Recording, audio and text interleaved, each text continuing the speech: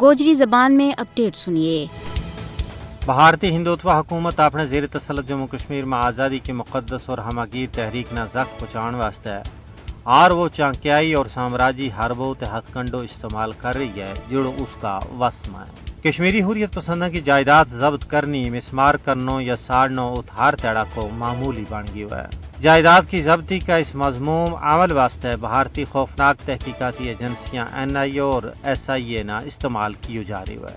مودی کا اقتدار میں آنے تو بعد سینکڑا مکان اور جائیداد ضبط کر لی گئی ہیں، لیکن ایک سجری کارروائی میں ضلع بارہمولہ میں 5 مزید کشمیریوں کی جائیداد ضبط کر لی ہیں۔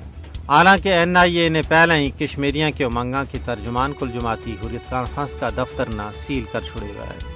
مودی انتظامیہ نے اس تو علاوہ آزادی کا حامی کشمیریوں اور جماعت اسلامی کی کروڑوں مالیت کی جائیداد ضبط کر لی ہیں۔ کشمیریوں کی جائیداد ضبط کرنی فسطائی مودی کی طرفوں سیاسی انتقام کی بدترین شکل ہے۔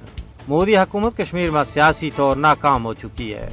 یہی وجہ ہے کہ وہ ہوں اپنی خفت نہ مٹان واسطے اس قسم کی نیچ حرکتوں پر لے آئی ہے۔ کچھ مبصرین کو کہنا ہے کہ یہ سب کچھ مودی حکومت کی پوکھلاٹ کو عملی ثبوت ہے۔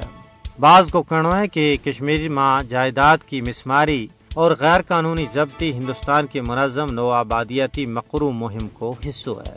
لیکن بھارت کا یہ مضموم سامراجی اور چانکیائی حربات ہتھ کنڈا حریت پسند کشمیری عوام نہ اپنا مقدس مشن تو کسی بھی صورت میں بیگانہ نہیں کر سکتا، کیونکہ کشمیریوں نے نہ صرف گزشتہ 34 سالوں بلکہ 1947 تو آج تک اپنی آزادی واسطے آگ اور خون کا دریا عبور کیا ہے۔ ضرورت اس گال کی ہے کہ مودی حکومت کا نو آبادیاتی منصوبہ نہ روکن میں دنیا نہ اپنا عملی کردار ادا کرنا چاہیے۔